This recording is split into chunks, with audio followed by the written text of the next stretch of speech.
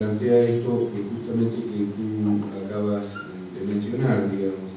Existe la idea de que el hombre primitivo vivía acuciado por la necesidad de buscar alimentos a toda costa y que dedicaba todo el día a eso, como un tipo que andaba buscando comida y que trabajaba demasiada cantidad de horas tratando de conseguir su sustento. Y esto se lo ha generalizado, digamos, ¿no? Una imagen de un primitivo hambriento y continuamente ocupado en la producción de alimentos.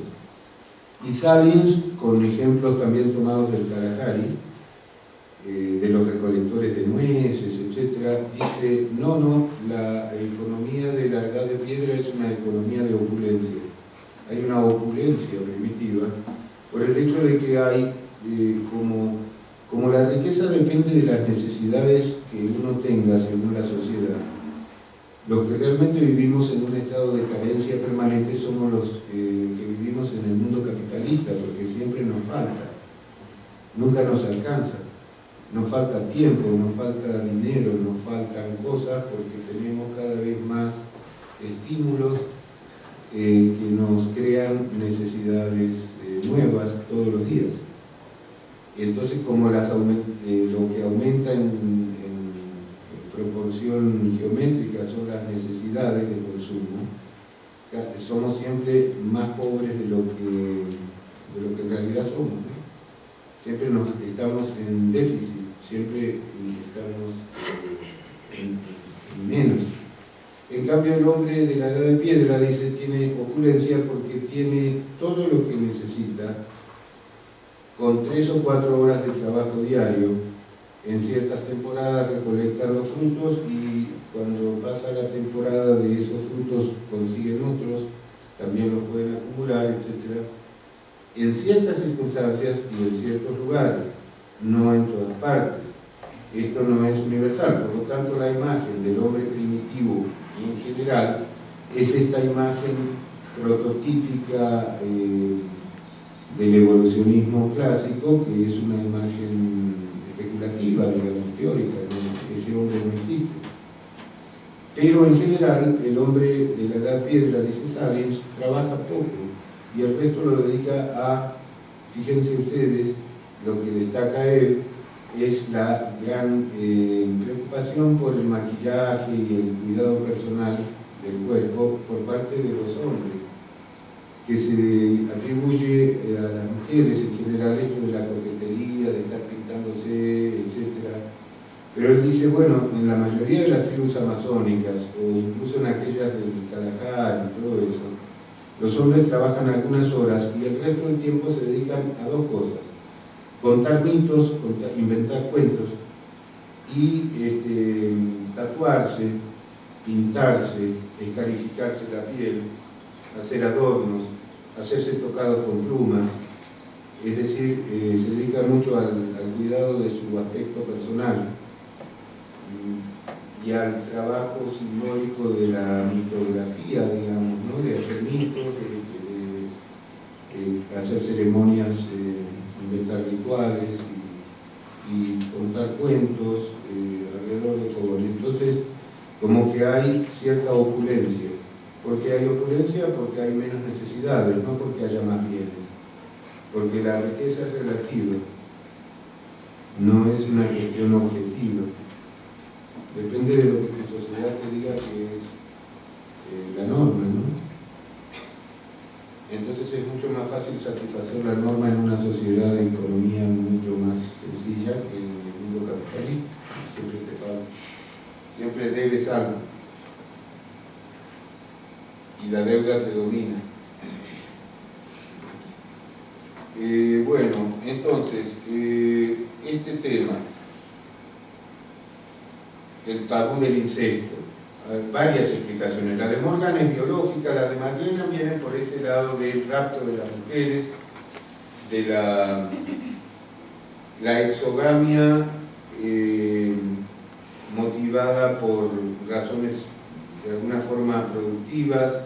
Entonces traían Y después entonces se habituaron a raptar mujeres y entonces la endogamia, o sea, casarse con las del propio grupo, era algo mal visto. Y de ahí surgió el tabú del incesto. Porque entonces, digamos como que el tabú del incesto es la causa de la exogamia. Para Levi-Strauss es al revés. La causa de la exogamia es la prohibición del incesto. Primero existe la prohibición del incesto y como consecuencia inmediata se da la exogamia, porque si no te puedes casar con tu hermana, tienes que casarte con la hermana de otro. O quedarte solterito, para vestir santos.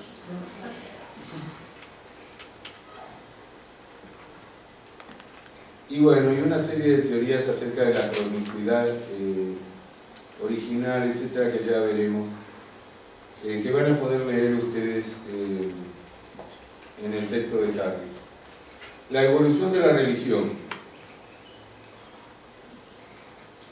A Morgan no le interesó mucho la evolución de la religión, es más, no le interesó para nada. Dice acá en la sociedad, en su obra, el desarrollo de las ideas religiosas está rodeado de tales dificultades intrínsecas que puede que jamás sea objeto de una exposición perfectamente satisfactoria.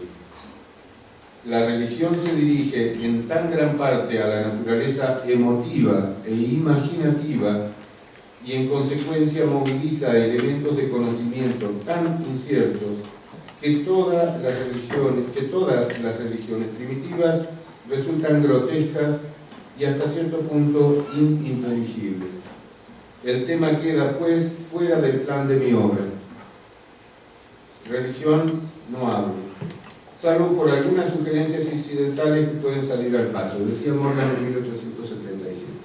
Es decir, a Morgan le interesaba la parte económica y el parentesco. La religión, el que se ocupó de la religión fueron los otros evolucionistas, fundamentalmente Edward Burnett Taylor, un antropólogo inglés, que es el otro gran pilar de este evolucionismo clásico. Hubo otros como John Lubbock, que dedicó el origen de la civilización de 1870 a esbozar los estadios de las creencias religiosas, e hizo un esquema evolutivo, pero sin mayor explicación, digamos, ¿no?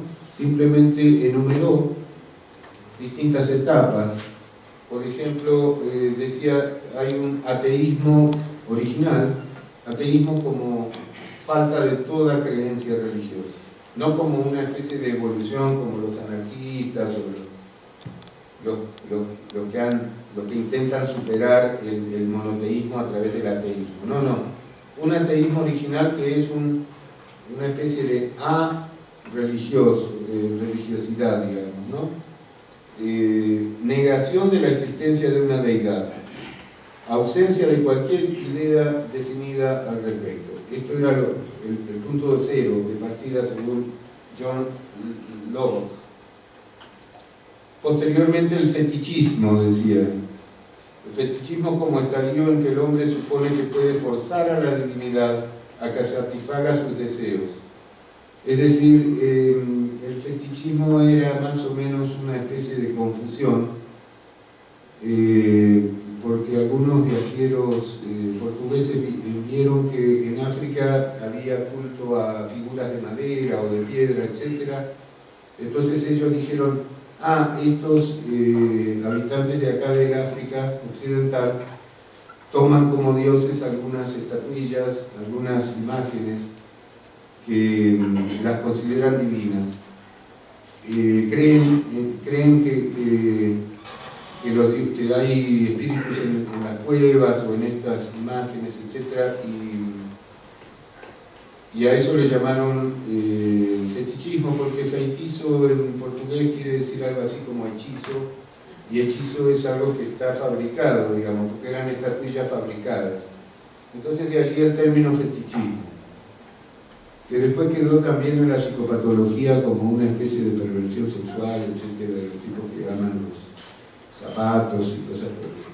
Pero bueno, la idea original era el fetichismo religioso, ¿no? Y se suponía que las religiones africanas eran todas fetichistas, todas las religiones africanas eran fetichistas. Por supuesto que es una de las ideas etnocéntricas más difundidas, esta de llamar religión fetichista a las religiones africanas, ¿no? Por el hecho de que veneraban imágenes, porque realmente si hay una religión donde hay muchas imágenes es en el catolicismo, que está lleno de imágenes de santos, virgen y todo lo demás. O la propia cruz, que es un símbolo fundamental y sin embargo es un objeto que se puede reproducir en voluntad. Después del fetichismo, el culto de la naturaleza o totemismo, en el que se veneran objetos naturales, árboles, lagos, piedras y animales. Se supone que son los espíritus totémicos, que son los emblemas de los clanes, es decir, los espíritus protectores o emblemas, nombres totémicos de las parcialidades o clanes. Es decir, la idea de tótem iba asociada con la idea del clan. El clan del águila, el clan del oso, etc., como si todos los miembros de ese clan fueran descendientes de un ancestro común, que en general es un animal. Entonces, una tribu estaba compuesta por un conjunto de clanes totémicos. Esta es una idea que predominó en la antropología de comienzos del siglo XX y de fines del siglo XIX. La idea del totemismo es una idea tan importante en esa época que dio motivo, por ejemplo, a que el primer número de las Anales de Sociología, que fue una publicación de la Escuela Sociológica Francesa, de Durkheim, que fue una revista de antropología clásica, digamos. Los primeros números se dedicaban justamente a tratar el tema del totemismo. El totemismo como forma, no solo como forma de religión, sino como forma de organización social. Porque, digamos, como cada clan tenía un emblema totémico, un ancestro común, etc., el grupo estaba organizado en función de estas identidades clánicas. Es decir, era en religión y al mismo tiempo organización social.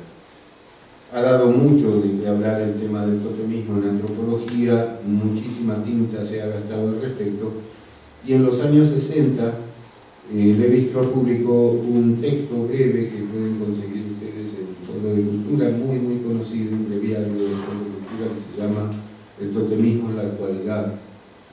Ese libro es interesante, vale la pena, seguramente lo van a ver cuando vean teoría estructuralista. Y también en el pensamiento salvaje se habla mucho de esta idea del totemismo, porque es la idea que establece relaciones entre el grupo humano y una especie natural, una especie animal, vegetal, etc.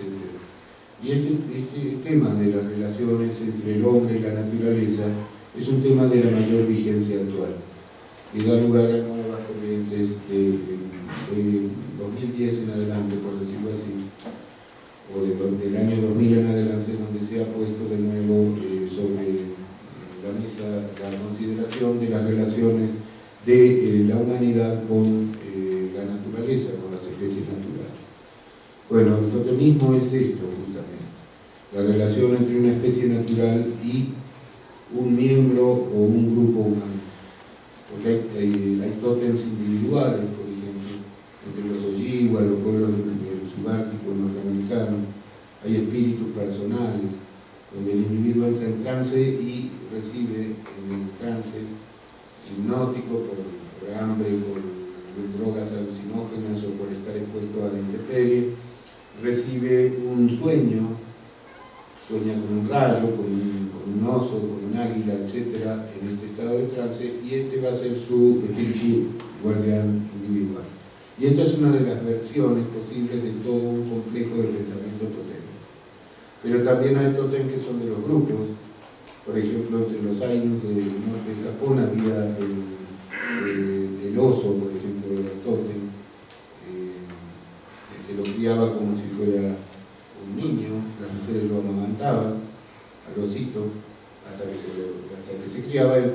había un oso que era como la mascota, por decirlo así, pero el tótem de un grupo.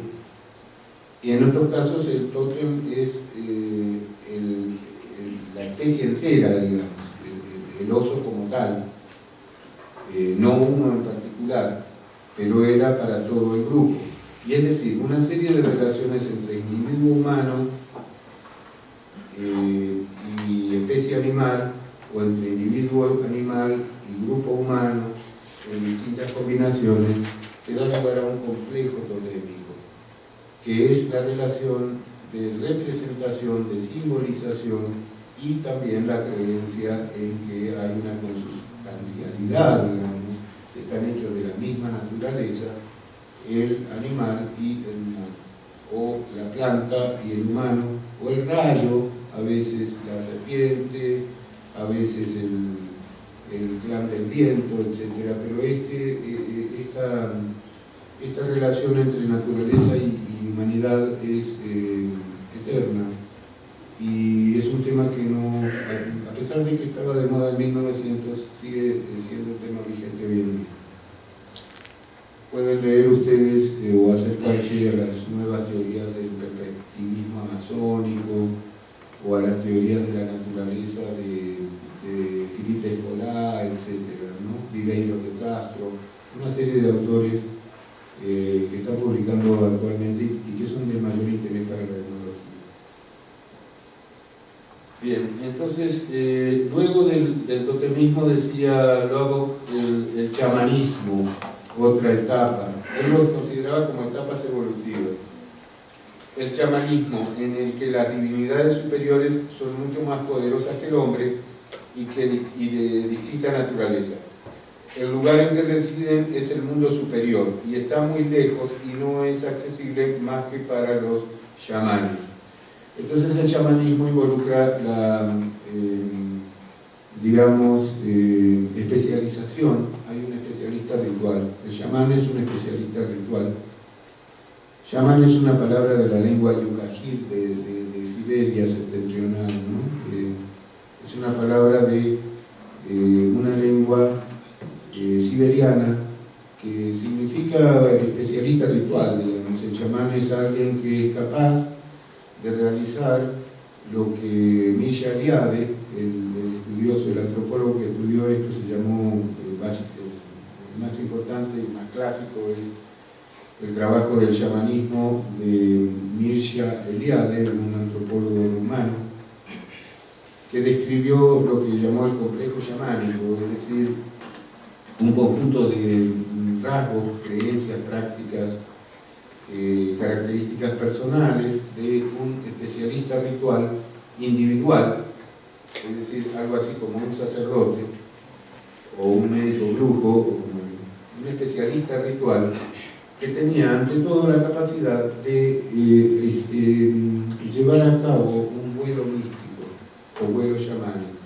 es decir, trasladar su alma, desprender su alma de su cuerpo y trasladar esa alma a los espacios supramundanos o inframundanos incluso, o debajo del agua, como en el caso de los esquimales, debajo de la tierra, pero fundamentalmente en el cielo. Su alma, en estado de trance chamánico, era capaz de acceder a ese nivel y recuperar el alma perdida del enfermo. Y de esta manera pelear contra las potencias maléficas, liberar el alma del enfermo y restituirla a su legítimo propietario. Y curar a las personas de esta manera. Por supuesto con el complemento de cantos, tambores, hay todo un complejo de objetos incluso que son chamánicos, como maracas o instrumentos de percusión, como tambores, sobre todo el tambor, que tenía la función de establecer estados de trance, digamos, a través de la repetición del ritmo de estos instrumentos. El uso de plantas alucinógenas, en el caso de Siberia, la manita muscaria y otros hongos, digamos que hay mucho chamanismo en América, porque los pueblos americanos, al menos hasta el presente, provienen de Siberia, ¿no es cierto? Los pueblos originarios de América se supone que poblaron América a partir de India, digamos, o de Siberia. Y el chamanismo está muy extendido en el Amazonas, en Mesoamérica, en América del Norte y en América del Sur. El chamán es eso, entonces, con todos los nombres que se les haya dado en cada una de las lenguas. Es un especialista ritual capaz de curar en estado de trance, conocer el futuro, tener auxiliares en la curación, etc. Para el conocimiento de un caso muy paradigmático de práctica chamánica, pueden leer La eficacia simbólica, un texto de Lévi-Strauss, capítulo 10 de la antropología estructural. Ese es un texto muy interesante, donde no solamente hay la descripción de una cura chamánica entre los indios cuna de Panamá, sino también una explicación o un esbozo de explicación de en qué consiste la eficacia simbólica, es decir, la eficacia ritual, la forma de curar a través de signos, de símbolos rituales, palabras, cantos, toques de tambor, figuras esculpidas en madera, mito, imágenes oníricas, etc. Y también uso de plantas medicinales. Este es un texto muy recomendable, nunca bien ponderado, y que tiene un gran valor al equiparar a los especialistas rituales tradicionales con las nuevas psicoterapias científicas, por ejemplo, psiquiátricas, etc. Es decir, para quienes estén interesados en la llamada etnopsicología o etnopsiquiatría o psicología cultural, este es un texto de gran valor. Y después, bueno, la idolatría o antropomorfismo, decía Lobo, para llegar finalmente a la etapa de la moralidad, o sea, la religión monoteísta, porque él pensaba que en las etapas anteriores la creencia en seres espirituales no estaba vinculada con un compromiso moral, eran simplemente cosas, por ejemplo, se moría alguien y el alma y se libraba de todo compromiso moral. En cambio, la religión moderna tiene esta idea de que hay una culpa o un compromiso del alma individual, personal, digamos, ¿no? No se le puede echar solo la culpa a los dioses, sino que el individuo también tiene que asumir las consecuencias de sus actos. Lo interesante es el libro de Primitive Culture, de 1871, de Edward Taylor. Este libro constituye, dice Harris, un verdadero jalón en el desarrollo de la teoría antropológica. El tema central de Primitive Culture es la evolución del concepto de animismo, que es la definición mínima que Taylor da de la religión. Lo mínimo de la religión es la creencia en el alma.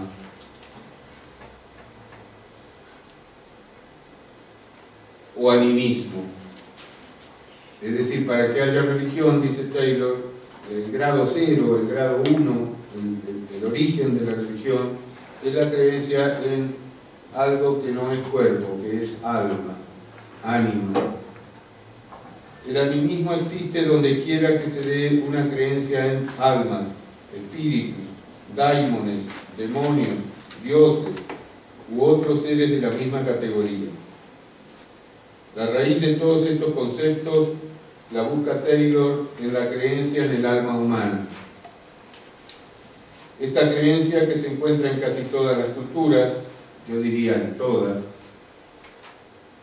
es a su vez un resultado de una experiencia subjetiva universal: los sueños y las visiones. El hombre sueña. El hombre, como sueña, se le aparecen fantasmas, imágenes humanas, con apariencia humana, pero están en el sueño. Y de ahí, según Taylor, surge la idea de que hay un alma que es distinta del cuerpo. Un alma que se desprende del cuerpo después de la muerte, o no, que se desprende del cuerpo durante el sueño, durante los estados extáticos, durante el vuelo chamánico, durante muchas circunstancias. Por ejemplo, después de un accidente, alguien que se está por ahogar en el río, se asusta mucho y retazos de su alma o toda su alma queda colgada de unas ramas que están en el río.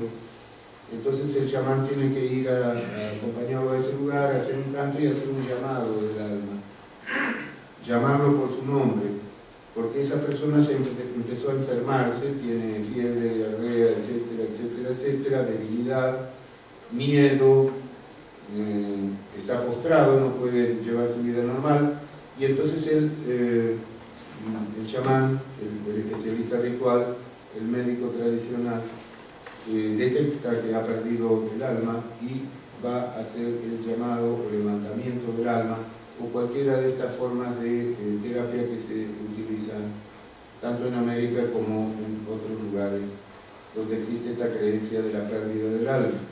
Entonces, bueno, se recupera el alma. Entonces, todo esto proviene digamos, el fenómeno del sueño. A través del sueño se descubre la idea del alma. Y la idea del alma es el origen de toda la religiosidad. Después se va complejizando, pensaba Taylor. Se va pasando por distintas etapas. Ya se atribuye alma a los animales, a las plantas, a las piedras. El alma se convierte en el alma humana, ahí se crea una jerarquía de seres espirituales o de entidades anímicas. Se localizan diversas almas en distintos órganos del cuerpo, como ocurre en muchas culturas. Hay un alma que, como decía Platón, un alma sensitiva en el corazón, hay un alma volitiva en el corazón, un alma apetitiva que está localizada en el hígado, un alma racional que está en el cerebro, etc. Entonces el hombre tiene tres almas que componen un alma individual, con distintas propiedades. Hay grupos que creen que un hombre, un ser humano, tiene un aspecto anímico derivado de la madre, otro del padre y otro de los abuelos, etc. Es decir, la creencia en un alma unificada y completamente transparente a sí misma es una idea de la psicología moderna y no de la psicología psicoanalítica, que supone que hay un aspecto inconsciente completamente desconocido. Entonces se piensa en un desdoblamiento del alma humana.